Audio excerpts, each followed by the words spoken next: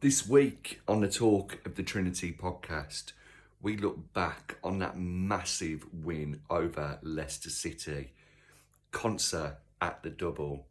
We discuss sensational Sanson, bit premature, marvellous Nakamba, Carney's cameo, and we look forward to the Liverpool game where we chat with Jake from the Total Liverpool Podcast.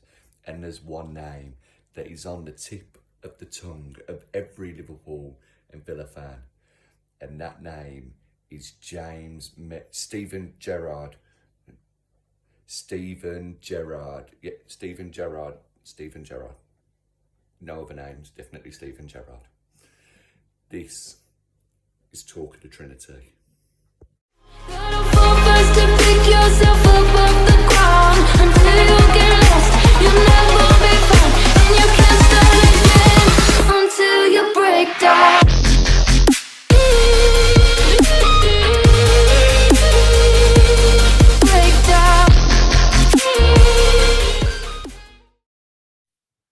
Hello and welcome to the latest edition of Talk of the Trinity podcast. I'm Baz Barrett.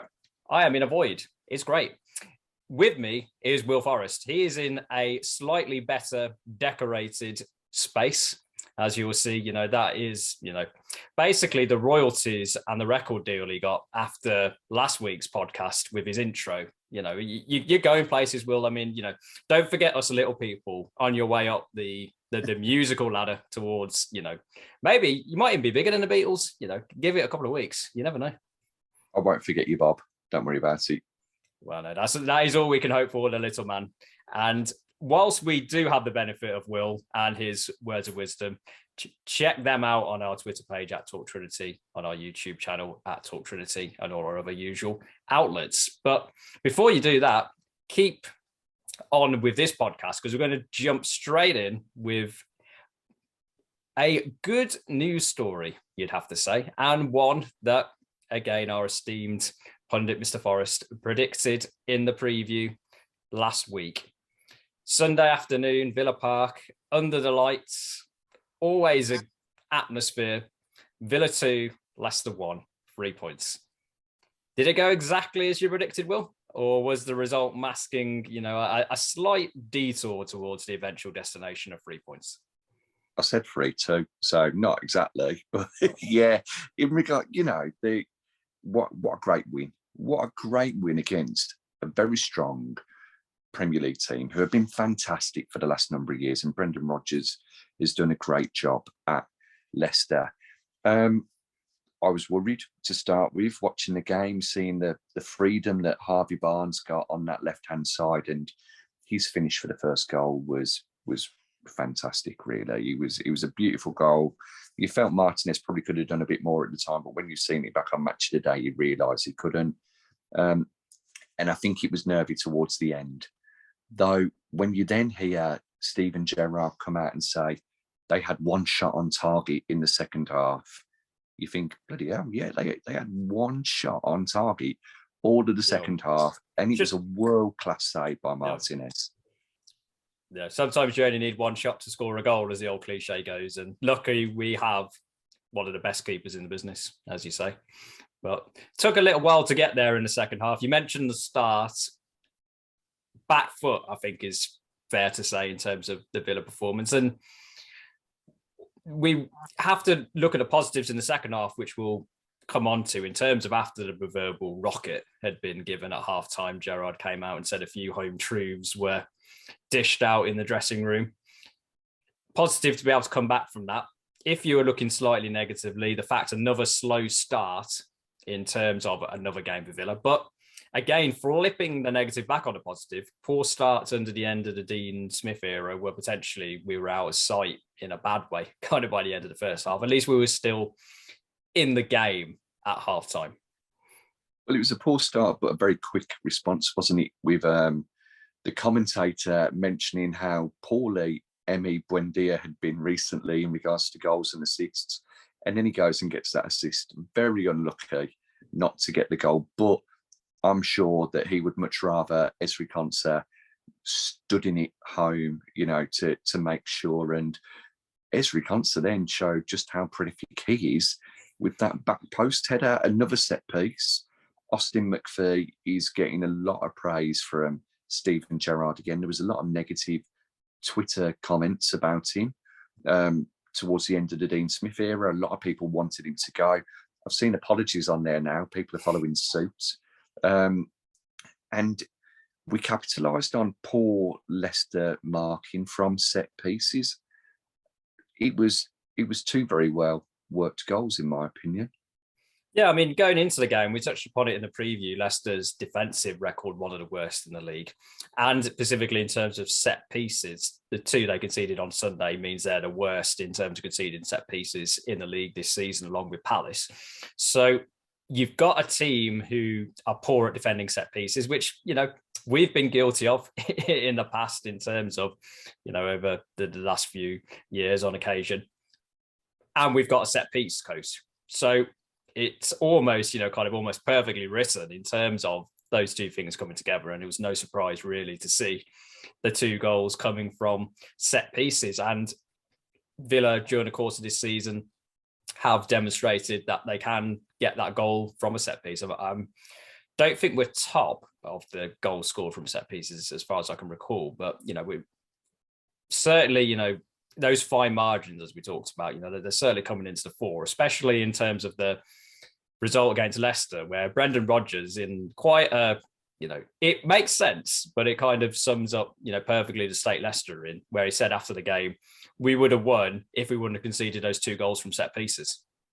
So, which, it's true in terms of, if you literally take the 2 goals off, then it's 1-0 Leicester. But in terms of Brendan, I don't want to focus too much on Leicester in terms of what they're going to do next. But if I was a Leicester fan, I'll be quite concerned about that. In the fact that you've got somebody who realises their defence is an issue from set pieces, and yet it still keeps happening. But focusing back on the Villa, and in terms of the 2 goals that we mentioned, there was the 1 goal that wasn't near the end of the first half.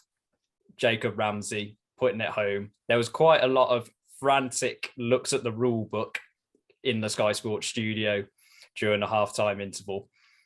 What was your initial reaction when you saw it? And did your mind change kind of after the heat of the moment had passed and some of the explanations that had been given after the game? Let me set the scene for you. I'm watching it in the living room. My son at the moment's got COVID, so he was upstairs. Wasn't really sure what the score was. I've got a blanket over me. It's freezing. It's got the windows open. Dog's on the blanket as well. My dog flipped across the room and Jacob Ramsey's shot hit the back of the net. And I heard Jake shout, "Is it 2-1? What? I was ecstatic. It was great. It was very clever play from Ramsey, playing in that cam role, which we both predicted. We said that he'd play against Leicester. And then when it was disallowed, I thought, no, it shouldn't be disallowed. It's got to be 2 hands.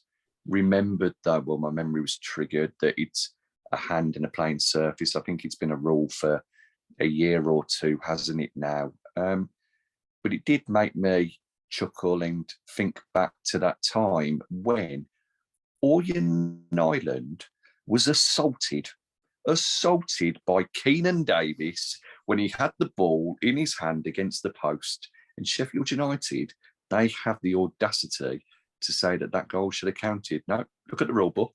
It was between his hand and the post. It's under control. He got assaulted by Keenan Davis. Doesn't matter who he plays for. So, yeah, I mean, the other thing I think we should mention about the goal and the disappointment that there was that it didn't count at the time, but rightly so, is that hopefully Kasper Schmeichel's hand is okay. I've heard he might have to have it amputated, or he might be out for the remainder of the season because of the force that Jacob Ramsey kicked that football with. I mean, I did hear it was about, scientists have confirmed it was about 9.8 on the Richter scale. I think the shocks going through the fingers from the absolute power that Jacob Ramsey had from, his huge 1 yard run up before putting that ball in the net. But, we send our best wishes to Kasper Schmeichel. it's interesting one in terms of my understanding is the first half of the rule was quoted in terms of if it's, as you said, one hand against a surface, then that counts. But there was a second half of the rule that's kind of conveniently been ignored in terms of apart from. And, if it kind of comes off a rebound or kind of a save from a goalie. And luckily, the joy of only there being 15 minutes is there wasn't enough time to analyse that at half time. But, I can see a similar situation happening again where a lot more confused, irate fans are jumping up and down if that kind of situation occurs. And, in terms of an irate fan base, in terms of goals disallowed, I think Sheffield United are probably at the top of the list in terms of when they play Villa, in terms of technology and such things. But I think from a personal perspective, at the time, there were expletives shouted by me when that goal was disallowed, when the rules were regaled. Okay. I mean, it's kind of, I saw the saying, it's like rugby. I mean, well, I don't, well, literally in terms of rugby, if you got pressure, it's a try. I mean, it's not quite the same context when a goalie is trying to save the ball, but it gave the fans a bit of a rocket, in terms of, well, it gave them a hate figure for the second half, which is always good in terms of creating atmosphere. Buoyed the players up, in terms of feeling perhaps a sense of grievance and wrongdoing. And I suppose it allowed Gerrard in his halftime rant to say, well, you were crap and yet you still could have been 2-1 up. So think how good the second half's going to be if you actually turn out and, play properly. And you touched upon that Leicester only had one shot on target in the second half because Villa turned up, wasn't it? In terms of a much better performance in that second 45.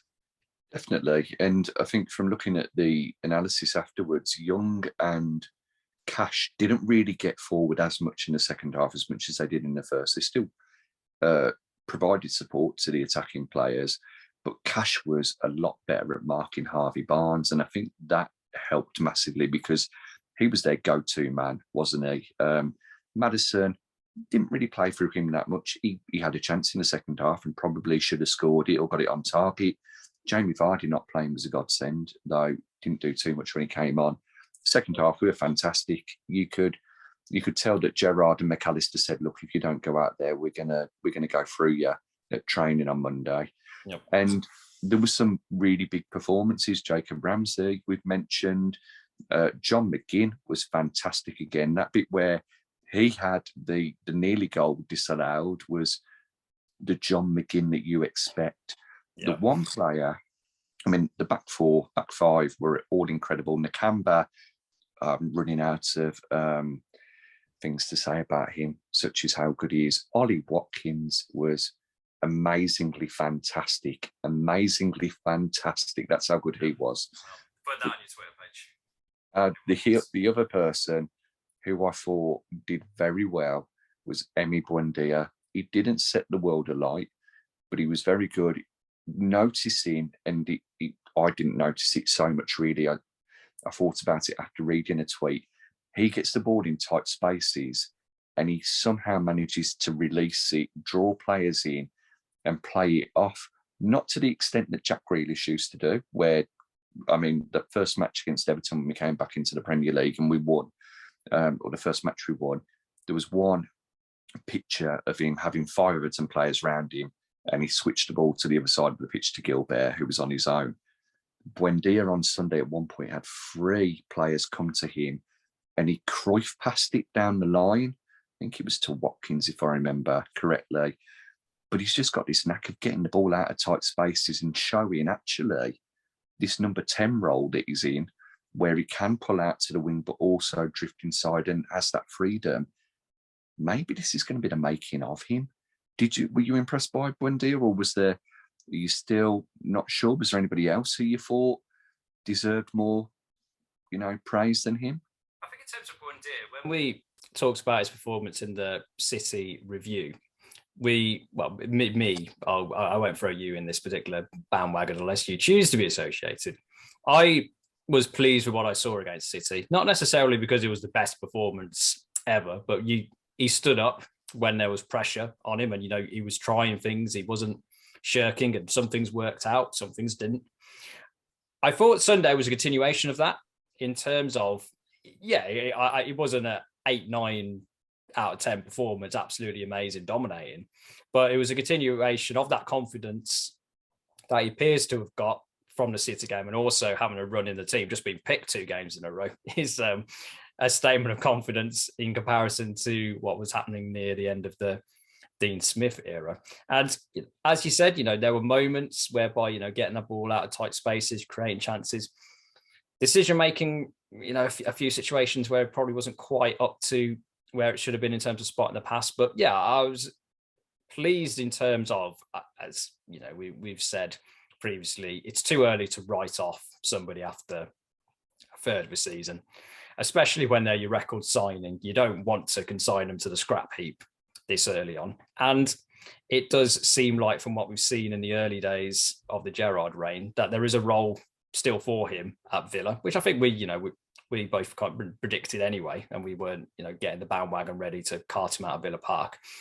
But it is pleasing to see that, he is in this, well, it's not a rich vein of form as such, but, there's things to build on. And that's all you need in football in terms, well, it's not all you need, but momentum is a good place to start. A regular run in a team, a regular kind of improvement in performance. And, the expectation at Villa is different to what it was in Norwich. I think we have to keep that in mind. And the expectation for Gerrard is going to be even higher. Players playing for their positions ahead of January, or the summer, look even further in. So yeah, I was pleased with Wendy, and I think in terms of, I thought Ashley Young, we've been predicting him to play left back pretty much wanted him to play left back pretty much most games all season.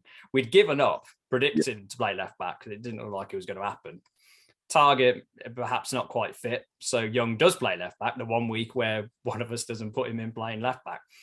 I thought he was solid, in terms of, you could see what he brings to the role. I mean, especially in terms of the first half was a bit of an onslaught. I was surprised you mentioned Vardy not playing, and they gave a rare start to one of their summer signings.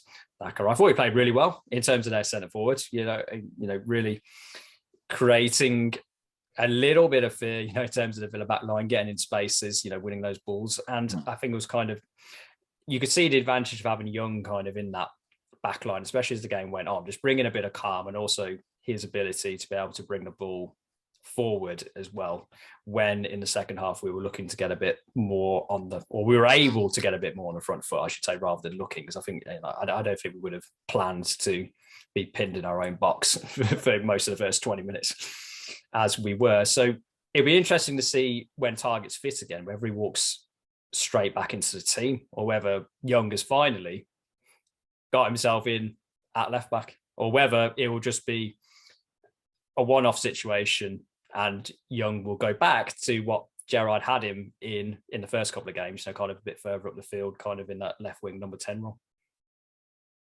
Definitely, Ashley Young has added so much to the team with his being the only player over the age of 30. Obviously brings a lot of experience, know-how, how successful he's been at Man United and also at Inter Milan. He definitely helps the back line. Daka started well, and I think that's it really. He did well in the first half. Harvey Barnes was more of a danger man for them, in my opinion. Matty Cash left him alone a little bit too much. And then when he got closer and tighter to him in the second half, and they doubled up really whenever Barnes got the ball, and didn't allow Thomas to get the ball as much, we looked a lot better defensively. And that's it. Gerrard said before, you've got to be hard to score against, because if you're hard to score against, you've got a chance of at least getting a point. If you don't concede a goal, you've got at least a point. So it's promising. It's promising signs. There were some very good performances. It was nice to see Ezri Konsa and Tyrone Mings both have great games for us in defence, and up the other end of the pitch in Konsa's case. Yeah, I mean, in terms of Konsa, more goals than Harry Kane in the Premier League this season. Get him up front for England. I think Southgate was there on Sunday from recollection. He wasn't watching any of our players. Yeah. No, it was watching James Maddison and Harvey Barnes. As I said, I agree with you. I think Harvey Barnes had a good game. I think James Maddison's afternoon was quite nicely summed up at the end of the game. The culmination of, we had the sneak preview, and we touched upon it in a previous podcast when midway through the second half of the City game, Sanson and Chukwuemeka came on. We said promising, but in terms of hopefully we'll see how this develops, whether they'll be getting more game time going forwards. Similar in terms of the second half against Leicester, both come on. I know you were very pleased with what you saw from those changes, especially the youngster Chukwuemeka. Chukwuemeka was fantastic. It was his best performance in the first team. Take out Barrow. I don't think you can really count that. You mentioned Maddison. I was fuming when Maddison took out Chukwuemeka. There was absolutely no need for it. Chukwuemeka read that pass absolutely brilliantly. And then instead of running to the other side of the pitch with the ball, he had the balls to take Maddison on, got the foul from him. I'll be honest with you, I was surprised the Villa player didn't chin Maddison at the time. I think they were thinking about it. Well, I think so. My wife was watching it and she was shouting, "That's a red card, that's dirty, that's deliberate." And I was like, yeah, let's go with that. That's fine by me. I don't mind him getting sent off. And then not to forget, he got brought down by Iheanacho right at the very end. There were two Leicester players doubling up on him. Carney Chukwuemeka had a confidence about him. He had intelligence to his play. Some of his passes, there were mainly no-look passes a lot of the time that he was doing to lay it off. He got into spaces. His movement was brilliant as well. And there was one in particular where McGinn had the ball in the centre circle. Chukwuemeka moved down the left side, got into space, probably about 30 yards away from him. McGinn's played it to his feet. Chukwuemeka's got the ball at his feet, could very easily have kept it short with Sanson or Young, drove across the penalty box and played McGinn back in. McGinn then, I believe it was when he played it through to Ramsey. No, it wouldn't have been Ramsey. He wasn't on the pitch. But McGinn got the ball back, and it just seemed as though Chukwuemeka had arrived in many ways. I know 20 minutes, 25 minutes isn't enough to base it on with a player, as we said, a third of the season isn't with Buendia. But he really, really, really impressed me. And on top of that, Sanson looks as though he's got the bit between the teeth. He's very comfortable on the ball as well, passing it round.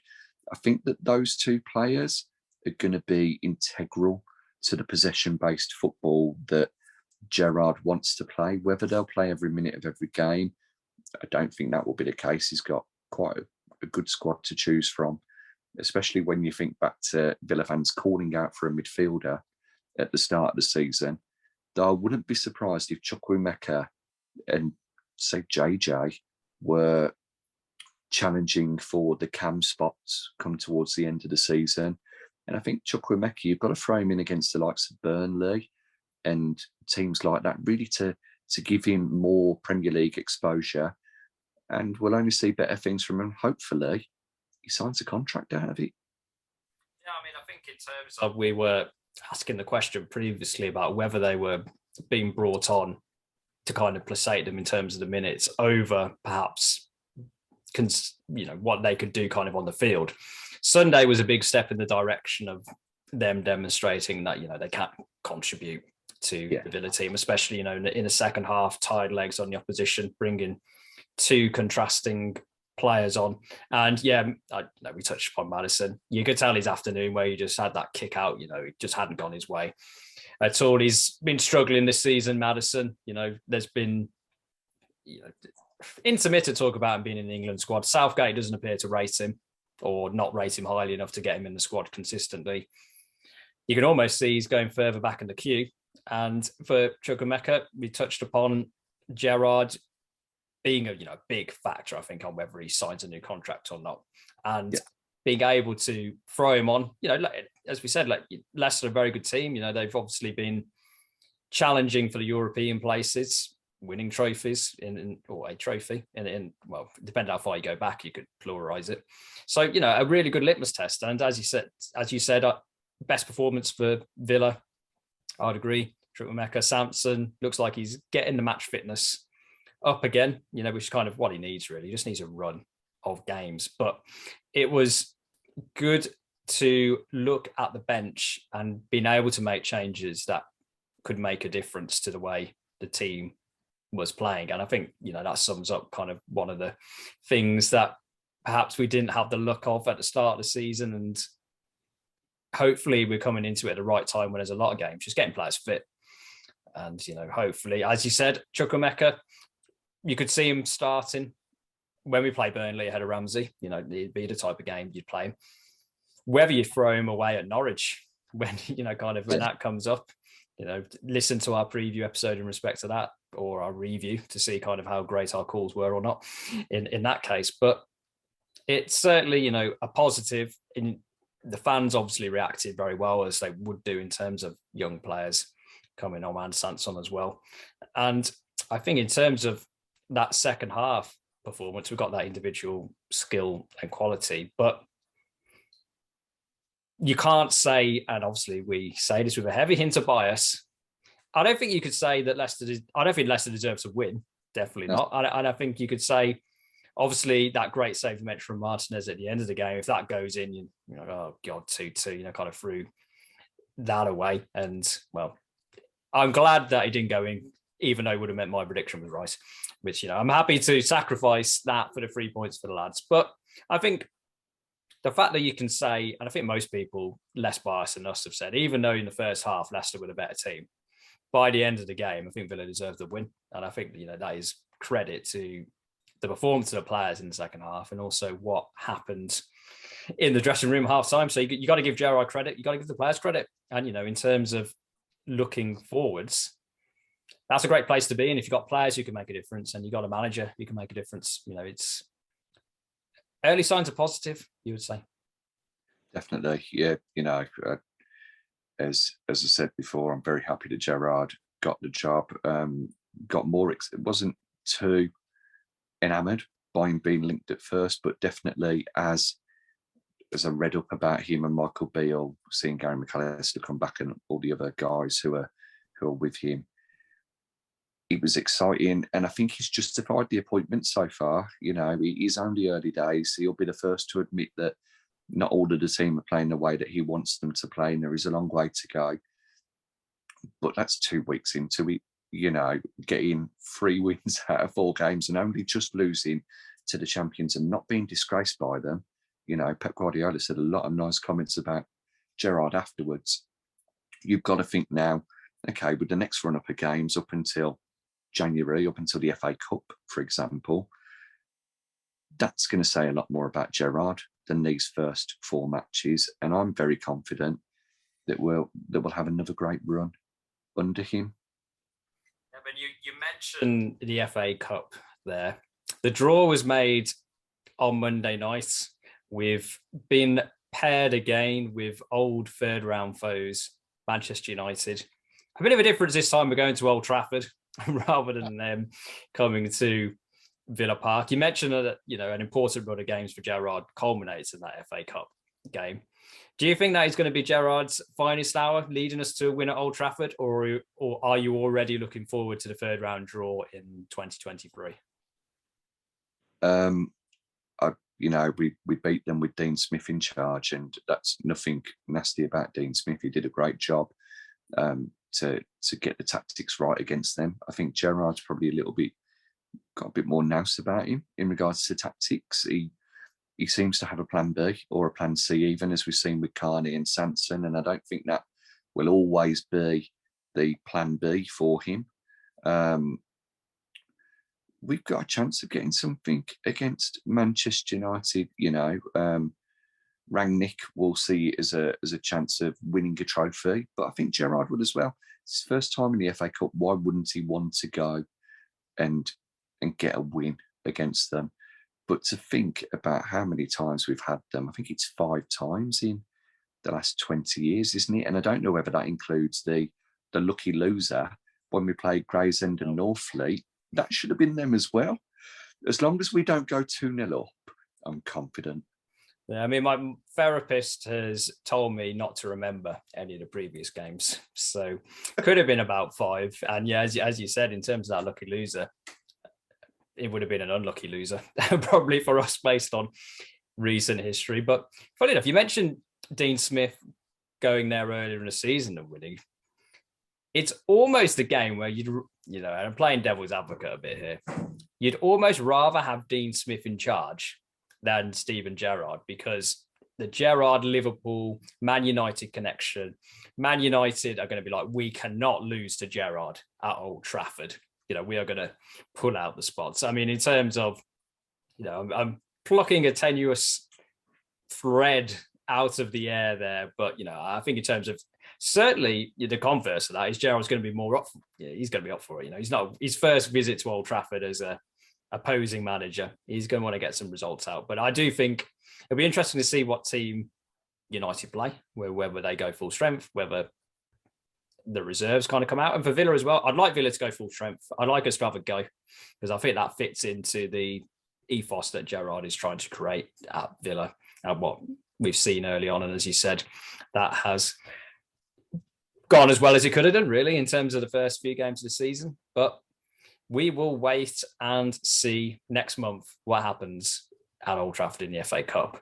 Because before then, we have got plenty more games to come, as you mentioned it. The first one on Saturday afternoon, 3:00. If the TV schedule would have been delayed a couple of weeks until Gerrard had been appointed, I don't think this would be on Saturday at 3:00. Certainly would be on the hype to death on the Sky Sports hype train. But ahead of the game, we caught up with a fellow pundit from the Liverpool side of the fence to catch up, and so he could give us his thoughts. Will, who did we catch up with from the Liverpool side ahead of Saturday's game?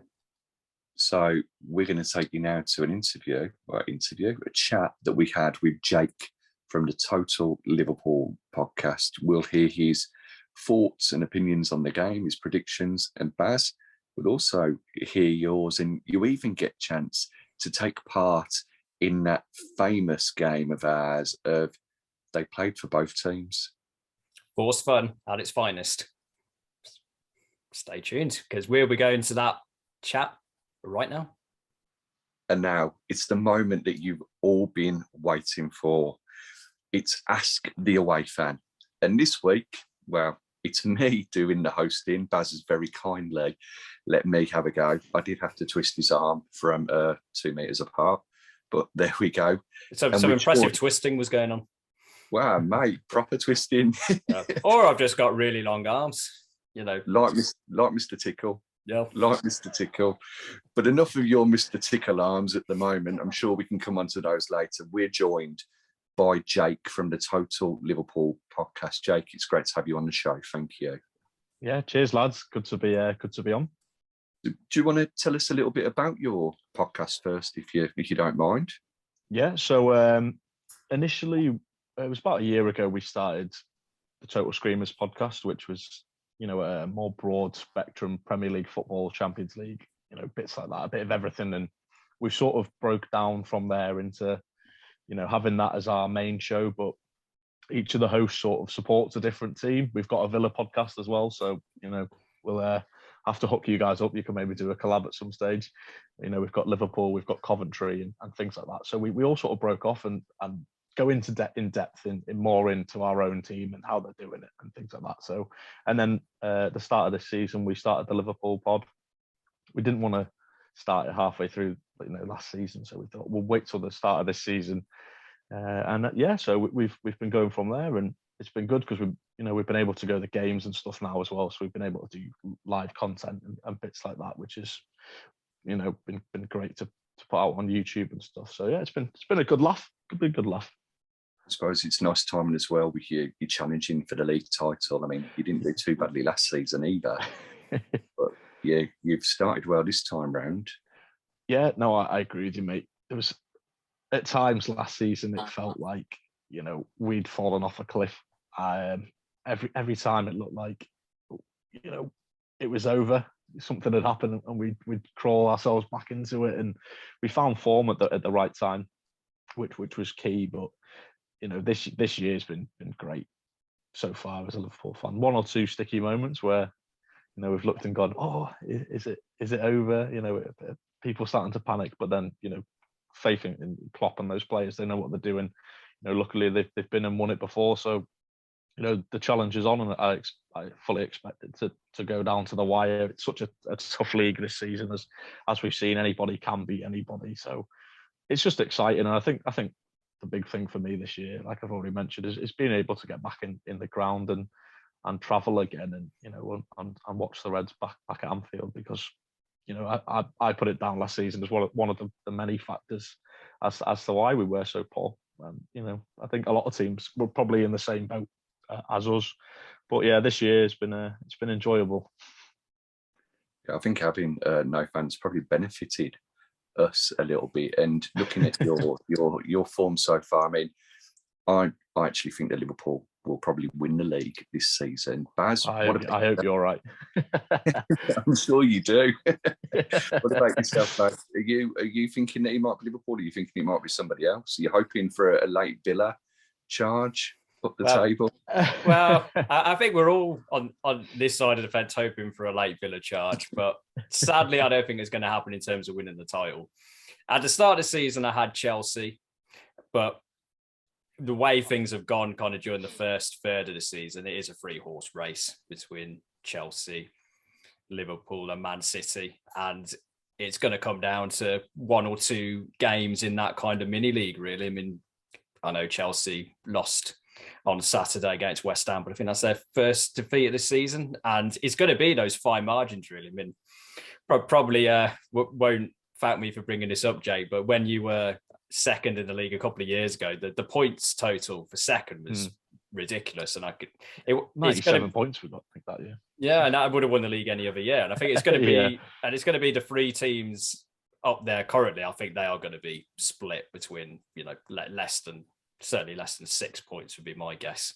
But certainly for us, kind of looking upwards longingly at a title race, it's certainly going to be an interesting one, I think. Better than last season, whereby, yes, City kind of had it tied up a little early on. So I'm all for it, all for the neutral in terms of making it a bit exciting. We'll just have to wait and see. I mean, I think in terms of Liverpool, there is, obviously, not wishing to make a political pun, but there's all talk about Plan B at the moment. But in terms of Liverpool, I think what they've looking from the outside in this season, it's just been getting your best players fit, and Plan A being able to work even better than what it perhaps has done previously. And you've still got that super sub Origi on the bench to come off as and when you need it.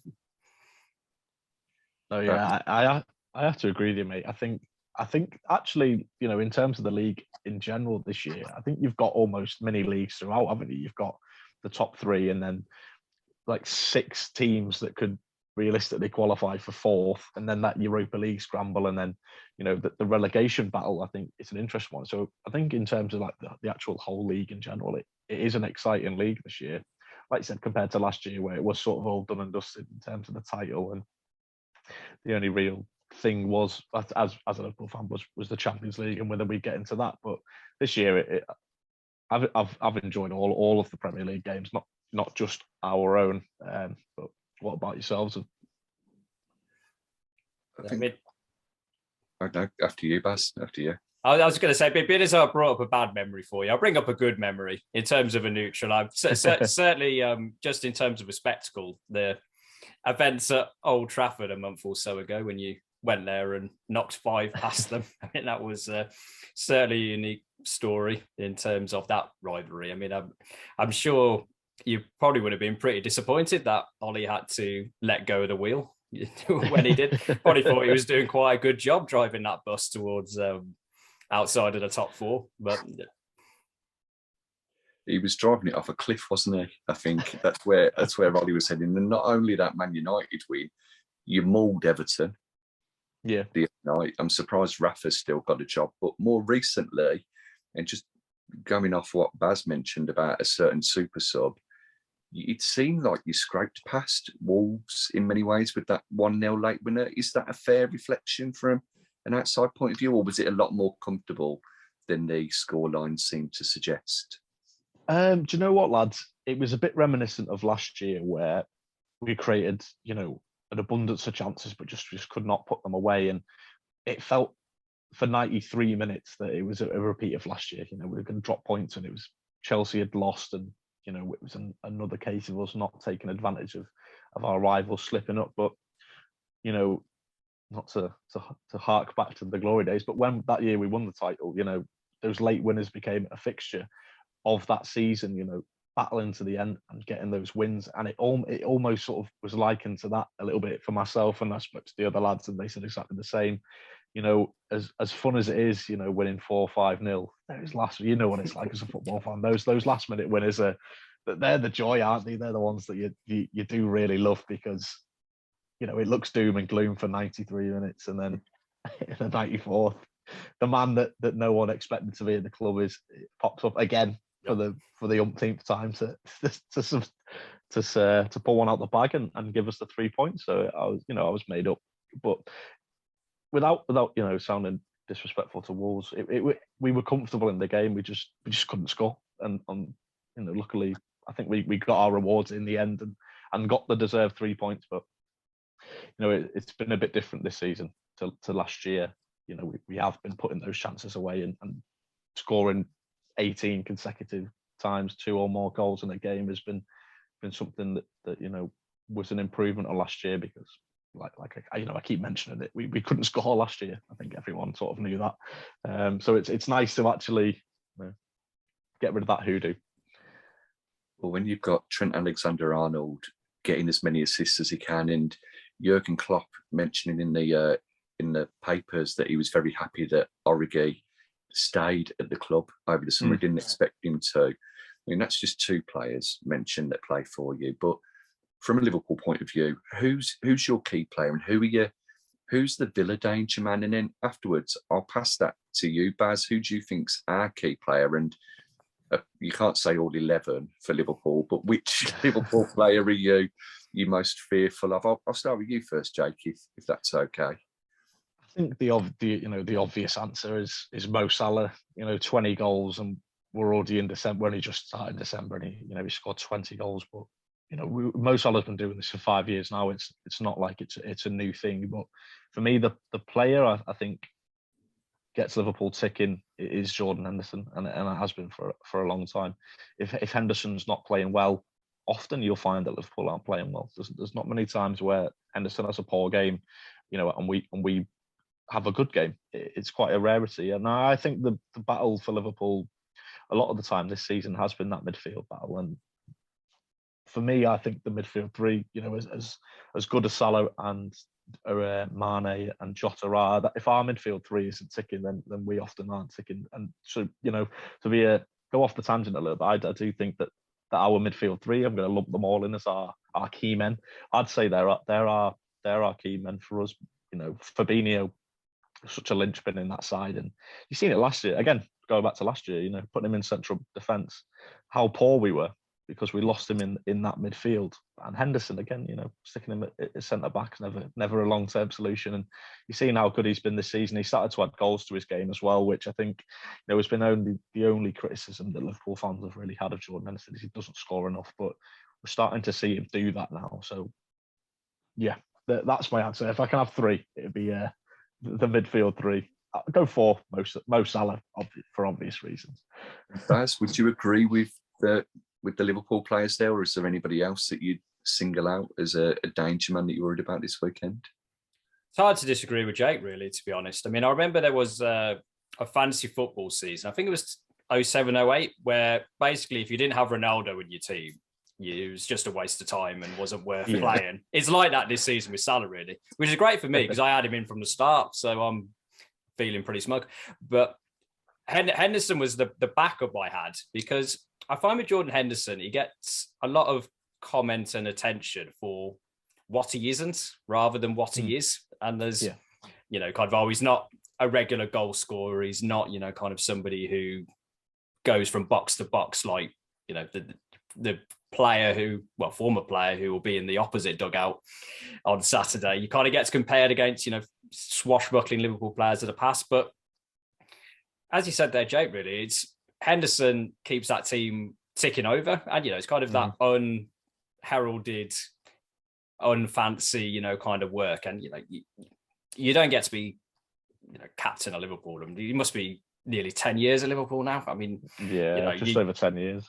So, you don't get to be in that position if you can't play football and if you're not any good. So I think it was kind of, when he was younger, there's a lot of stick. And I think that's kind of lazy opinions die hard in terms of some of the media. So Henderson, I think I'd agree in terms of you seeing him on the team sheet, you're expecting it to be, a day where you really got to be on it from a Villa perspective. But really, Villa, you're hoping more that a couple of Liverpool players might be injured, just to try and reduce the number of potential danger men. Because as you said earlier, Will, they kind of got them all over the field. Hopefully, Alisson might be injured, so we get to see the Liverpool backup goalie again, because he's done a good job previously when he's played us. Oh, and Adrian's injured, lad, so don't worry about it.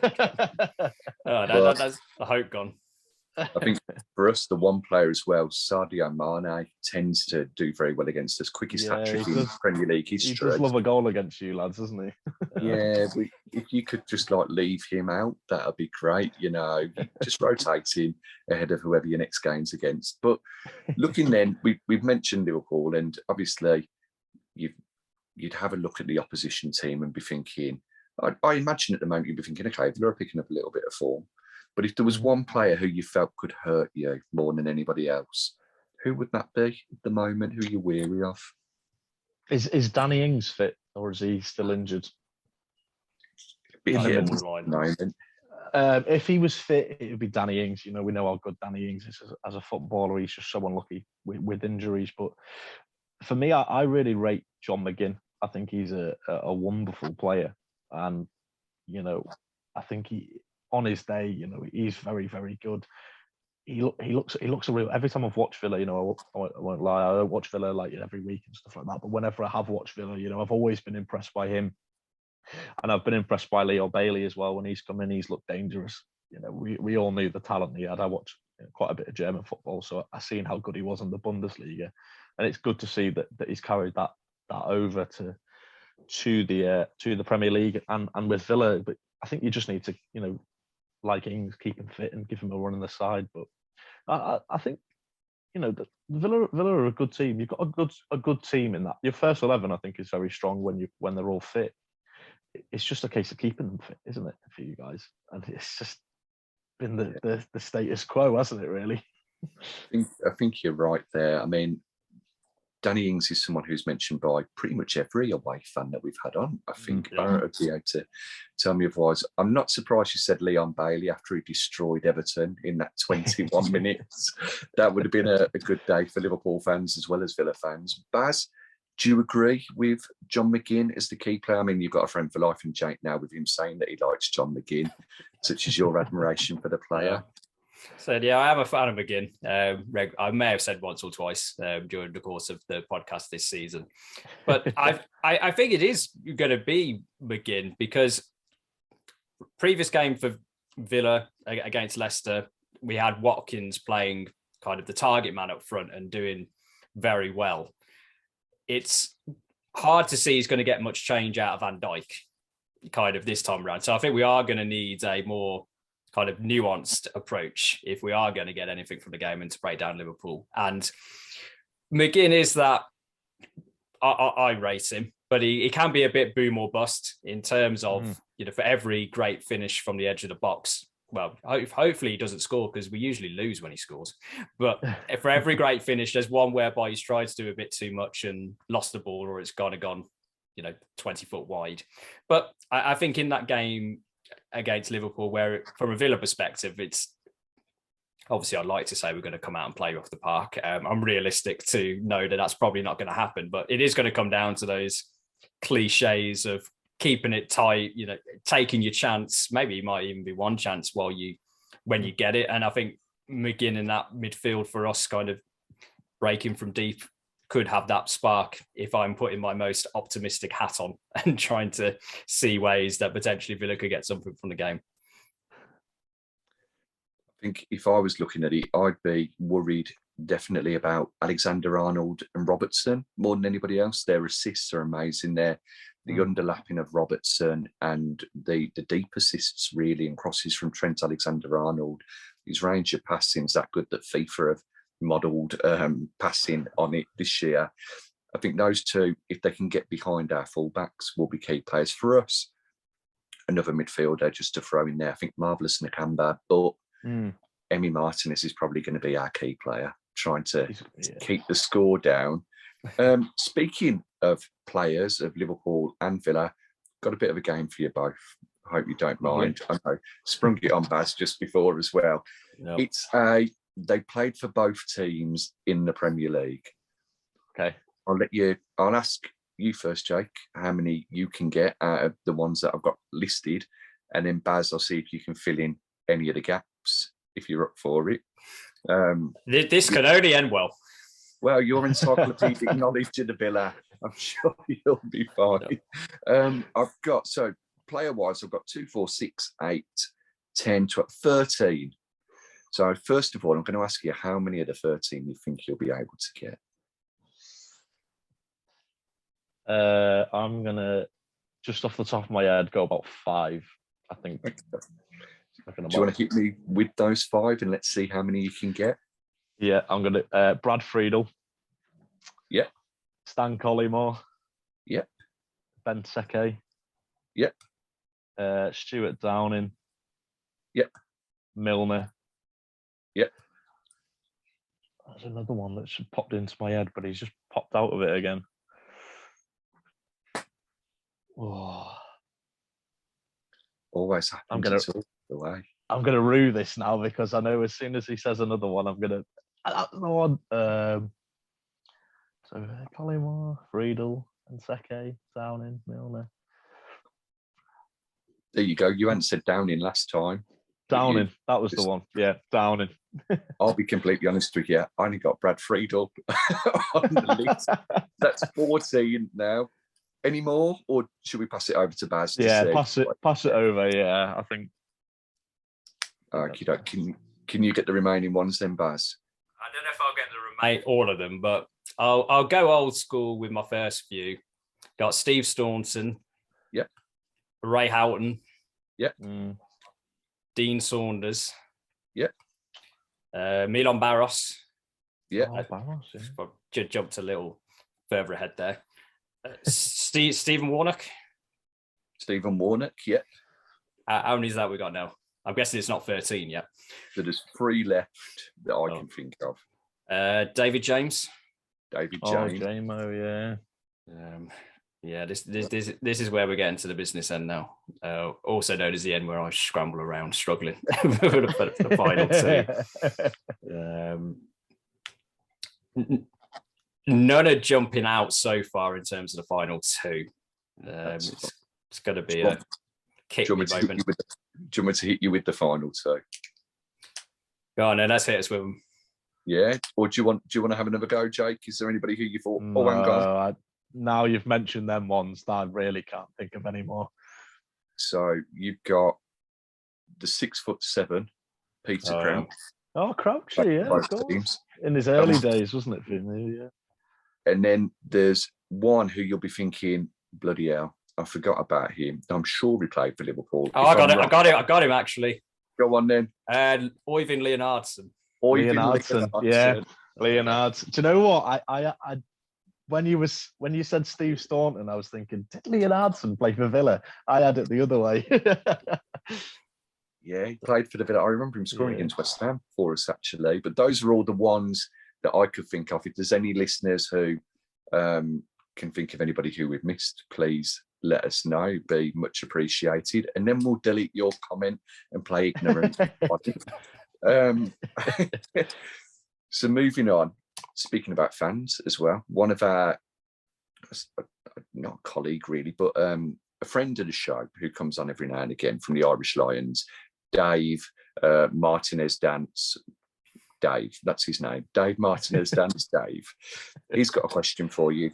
Drop me a WhatsApp, drop Baz a WhatsApp, and he says, in Ireland at the moment, there's a lot of Liverpool fans who are saying that Aston Villa have become their second team. Not really sure why. Can't pinpoint what could have happened in the last few weeks for that to happen. He said, is that the case with all Liverpool fans? And if Villa started to challenge at the right end of the league again with Liverpool, would the sort of affiliation that there is there for the Claret and Blue Army disappear? So, for me, I want to see Stevie do well. Obviously, he is such a legend for Liverpool, but I've never been a fan of this whole second team sort of thing. It's Liverpool or bust for me. There's no one else. I don't want to see any other teams doing well except for us. But I do hope that Stevie has a good run, because obviously there is the talk that potentially he is going to be the next Liverpool manager, and I don't want to see him. I'm not saying that he will, but ruin his career and have a stinker and get sacked and all that, because that doesn't bode well if he eventually does get the Liverpool job. But like I said, I'm probably not the best person to ask, because for me it's Liverpool or nothing. There's no allegiance to any other side for me, unfortunately. But I can almost understand why. A lot of teams they'll want to see Stevie do well, so by default they'll want Villa to do well for him. But I can never hope that he does. I'm happy for him to do well, as long as he does us a solid and loses 6 points every season. that'll do me fine. Well, there are a lot of Liverpool fans on Twitter hoping for a favour from Steven Gerrard at the weekend, a 6-0 win, a 9-0 win. I've seen that they're hoping for. Is it seen in Liverpool at the moment that Steven Gerrard is the heir to the throne? Because there's a lot of talk as well that there's respect for Klopp's current number 2. And a great point was raised with myself and Baz from a Qatar villain, that if it is 2.5 years' time and Gerrard is in the frame, obviously it's great for the Villa, because it means that we're doing well. If a team like Liverpool, who are consistently doing very well, want him. But would he be intrigued to come and join Liverpool when it's coming to the end of the dizzy heights of the Mo Salah, Mane, Van Dijk, Alisson days, because they're all late 20s, 30s, aren't they? Yeah. They, our team is aging, and they are all aging together. But I do think the positive we have is we've got a lot of good younger players coming through, which is always a bonus. You mentioned Pep Lijnders, Klopp's number 2. I've seen a lot of talk from quite respected journalists in Liverpool that think that he is potentially someone that is, in the sort of frame as well, because, and it's almost like Klopp sort of almost grooming him into that role. He does all the press conferences for the League Cup and the FA Cup. He does a lot of the training with the squad, and he's thought of very, very highly inside Liverpool. And Klopp promoted him pretty much as soon as he could into his reign to get him as his number 2. And we've seen how good Liverpool have been almost since then, pretty much. And I think it's almost too early for Steven Gerrard. I'd like to see him, at Villa for a few years to see, how does he progress? And we saw it at Rangers, how he progressed Rangers. It was always improvements every season, and not until they won the league. And then this season, he left them when they were top of the league. I personally, I think it was the right thing to do to leave Rangers and go and test himself at Villa. Well-respected club, big history, money to spend, and a team that can challenge. So I'm interested to see, how he progresses Villa, and I don't think we'll see that in 2.5 years.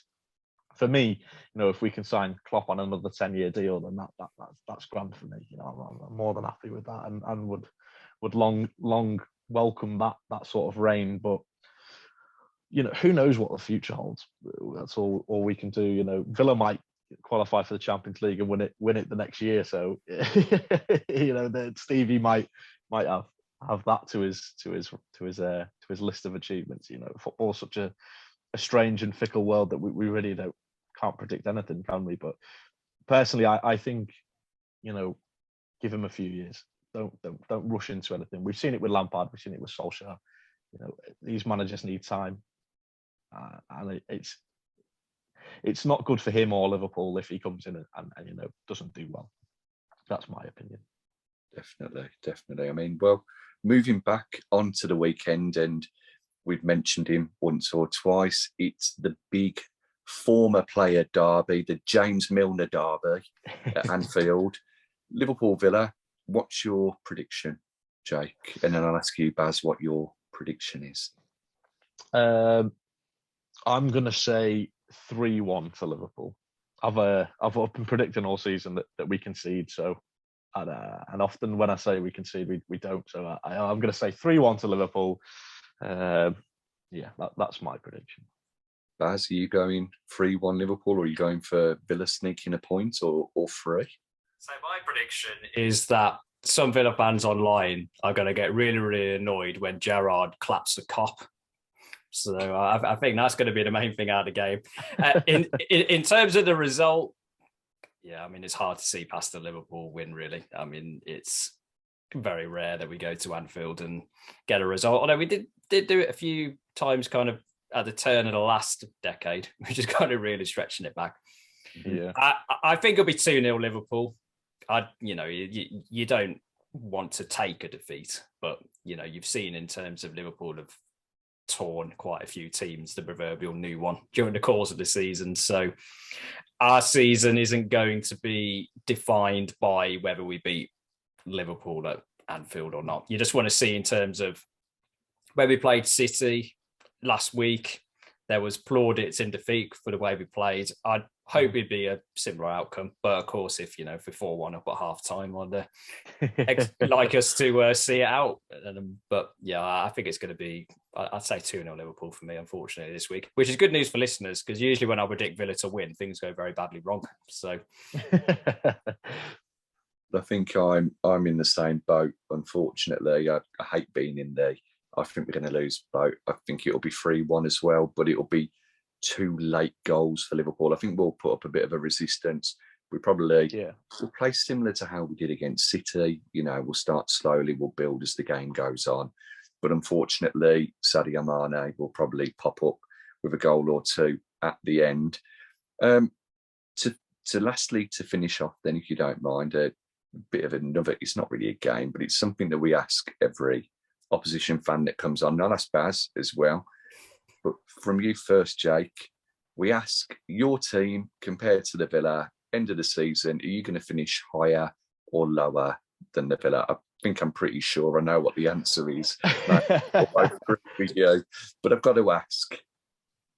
I'd like to say higher, lads, unfortunately for you. But I think looking at the league table and things like that, it's already going that way. But, unless we have a drastic, meltdown of all meltdowns, way worse than last season, I think it is higher. Of course. Do you agree, Baz? I'd say it's more in terms of in American sports like NFL, they don't necessarily, when you're betting, go for who's going to win, who's going to lose. You go for the spread in terms of the point differential. So for me, it'd be under or over 30 points difference between Villa and Liverpool. And if Villa are under 30 points away from Liverpool at the end of the season, I'll take that as a win. Good season. I'd say even though the league table, it won't count as a win in that regard. But yeah, I mean, I'd say if there was slight concern, perhaps amongst Liverpool fans, that the job might come early for Gerrard in a couple of years, those concerns will be amplified if Villa are close to Liverpool at the end of the season, because the clamour will be getting very high indeed, because it's probably because Liverpool haven't done well rather than Villa have done absolutely amazingly. But, it's, you got to have someone to aim for, in terms of... Definitely, yeah. You got to have the sprint. In the marathon, there's always somebody who goes off first, who goes off fast, trying to get that record pace. I mean, for Villa, that person's been in front for about, 30 years that we've been chasing them down, but you never know. We'll catch them one day. They've definitely been in front for a long time. We've had a couple of moments in the sun, along the way, but definitely Liverpool have been the better team. Jake, thank you so much for taking the time to chat with us. Good luck with your podcast for the rest of the season. Good luck to Liverpool from Sunday onwards, except for when you come to Villa Park. I'll be hoping for a score reminiscent to last season. No, I can't see that happening. It's been great. Thank you for spending the time with us. Yeah, lads, cheers for having me on, and hope you have a good season. after Sunday. Cheers, boys. Thank you. Cheers, mate. And there we go. Another Talk of the Trinity show. Thank you for joining us on that magical mystery tour. You're obviously listening to us somewhere, whether that's on Amazon, it's on Stitcher, it's on Google, it's on Apple, it's on Spotify. It's very much appreciated. Though you may be watching the video on YouTube, we do appreciate you following us on Twitter, because that's probably where you've heard about us, unless myself or Baz have been texting you saying, listen to the podcast, we need you to, we want you to. I'm sure that wasn't the case. We do not do that. Thank you. Next time, we'll review what is hopefully going to be a great victory over Liverpool. And then we've got that teeny weeny matter of discussing the game against Norwich, where Steven Gerrard goes toe to toe against the Villa legend, Dean Smith. This has been Talk of the Trinity. And as always, cheers, Tar. Thank you very much. I'm Villa till I die in my Cadbury hoodie. Up the Villa.